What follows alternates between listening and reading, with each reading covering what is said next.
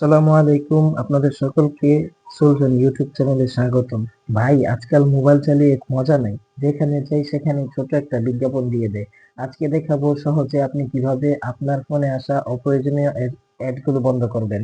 এই জন্য আপনি প্রথমে চলে যাবেন সেটিংসে আসার পর আপনি একটু নিচে স্ক্রল করে আসবেন, একটা লেখা দেখতে পাবেন, এই যে কানেকশন এন্ড শেয়ারিং। অন্যভাবেও থাকতে পারে, কিন্তু প্রতিটা ফোনে অবশ্যই থাকবে।